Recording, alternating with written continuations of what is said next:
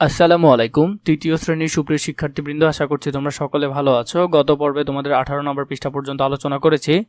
এখন আলোচনা করব তোমাদের 19 নম্বর পৃষ্ঠায়। 19 নম্বর পৃষ্ঠায় তোমাদেরকে কিছু বহু নির্বাচনী প্রশ্ন এবং কিছু খালি ঘর দিয়েছে, এগুলো আমরা পূরণ করব 19 পৃষ্ঠা পর্যন্ত। তো দেখো এখানে কিছু প্রশ্ন দিয়েছে, প্রশ্নগুলো আমরা লিখব। চলো আমরা দেখি নিয়ে একে একে। এক অযুত কত অঙ্ক বিশিষ্ট সংখ্যা? এক অযুত কত অঙ্ক বিশিষ্ট সংখ্যা? আমরা যদি একটা আগে এমনি নর্মালি সংখ্যা লিখি, তাহলে দেখো এখানে একক, দশক, শতক, হাজার, অযুত। তাহলে অযুত কত সংখ্যা বিশিষ্ট? 1 2 3 4 5। তাহলে উত্তর হবে কি? 5 অঙ্ক বিশিষ্ট। তাহলে উত্তর হবে গ, 5 অঙ্ক বিশিষ্ট। নিচের কোনটি বৃহত্তম সংখ্যা? এখানে সবচেয়ে বড় সংখ্যা কোনটি? আগে দেখো আমরা দিক থেকে যদি খুঁজি, এখানেও আছে হাজারে 7, এখানে হাজারে 7, এখানে হাজারে 7, এখানে হাজারে 7। এরপর দেখো এখানে শতকে 9, এখানে শতকে 8, এখানেও শতকে 8, এখানে শতকে 9, এখানে শতকে 9। তাহলে নিশ্চয় 8 থেকে 9 বড়। তাহলে আমরা শতকের মধ্যে 9 পেলাম দুইটার মধ্যে। এরপর দেখো দশকে এটি 8, এটি 2, তাহলে দশক এটিতে বড়। তাহলে সব থেকে সংখ্যা বড় হলো এটি, ঘ নম্বরটি 7982। চিত্রে বাম দিক থেকে গণনা করলে কালো রং করা বৃত্তটির অবস্থান ক্রমবাচক সংখ্যায় কততম?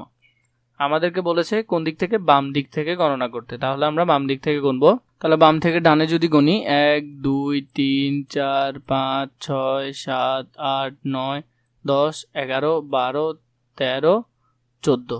তাহলে 14 মানে হলো চতুর্দশ নাম্বার সংখ্যা। তাহলে উত্তর হবে ঘ। এরপর দেখো এখানে অনেকগুলো সংখ্যা দেওয়া রয়েছে। সংখ্যাগুলোকে বড় থেকে ছোট ক্রমে সাজালে নিচের কোন ক্রমটি সঠিক হবে? তাহলে বড় থেকে ছোট যদি আমরা সাজাই, তাহলে কোন ক্রমটি সঠিক হবে সেটি আমরা একটু দেখে নিই। দেখো এখানের মধ্যে প্রথমে হাজারটি যদি দেখি, 2 2 2 2, চারটি একই, তাহলে এখান থেকে আমরা বাছাই করতে পারছি না।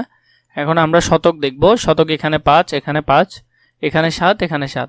তাহলে শতক অনুসারে এই দুইটি সংখ্যা বড়। এই দুইটির মধ্যে কোনটি বড়? এটির দশকে হলো 5, এটির দশকে হলো 7। তাহলে নিশ্চয়ই 7 নাম্বারটি বড়। তাহলে এই 7 নাম্বার সংখ্যাটি এখানে আছে, এখানে আছে এবং এখানে আছে। তাহলে এটি উত্তর হবে না।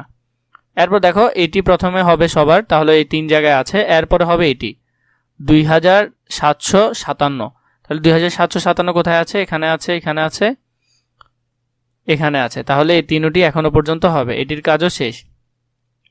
এটার শতক 5, এটার শতক 5, এটার দশক হলো 9, এটার দশক 7। তাহলে এ অনুসারে এটি হলো বড়।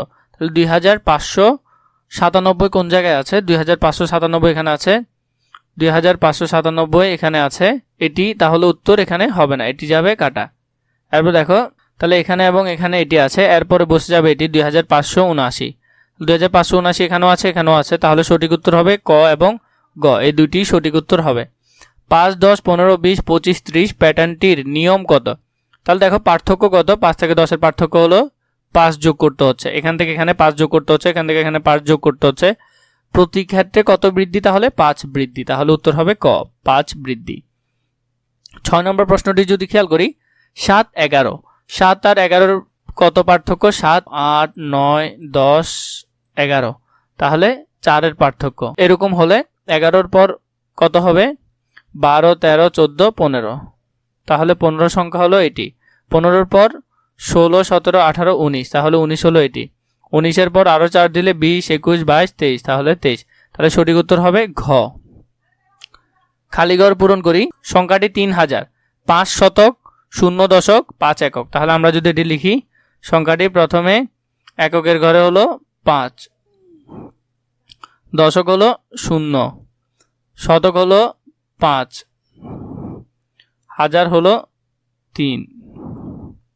এরপর দেখো সংখ্যাটি 7104 দশক 5 একক। তাহলে এককের ঘরে হলো 5, দশকের ঘরে হলো 4, শতকের ঘরে হলো 1, হাজারের ঘরে হলো 7।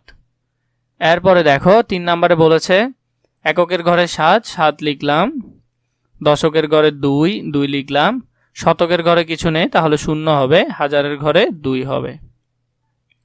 পরের সংখ্যাটি দেখো, এখানে বলেছে 6 একক 5000। এককের ঘরে 6, দশকের ঘরে কিছু নেই 0, শতকের ঘরে কিছু নেই 0, হাজারের ঘরে হলো 5। এরপর দেখো এই সংখ্যাটি এখানে লিখতে বলেছে, এককের ঘরে হলো 5, তাহলে এককের ঘরে 5, দশকের ঘরে হলো 7, তাহলে দশকের ঘরে 7, শতকের ঘরে 3, শতকের ঘরে 3, হাজারের ঘরে 4, তাহলে হাজারের ঘরে এখানে 4। বাকিগুলো আমরা দেখিনি আরো কয়েকটি। 6 নাম্বারটি দেখো, এখানে এককের ঘরে হলো 9, তাহলে এককের ঘরে 9, দশকের ঘরে 0, 0, শতকের ঘরেও 0, হাজারের ঘরে হলো 4, অযুতের ঘরে হলো 5। এতটুকু পর্যন্ত আজকে সমাধান দিয়েছি। পরবর্তীতে তোমাদের এই ভিডিওর প্লেলিস্টে ধারাবাহিকভাবে আছে, তোমরা সেখান থেকে চাইলে দেখে নিতে পারো।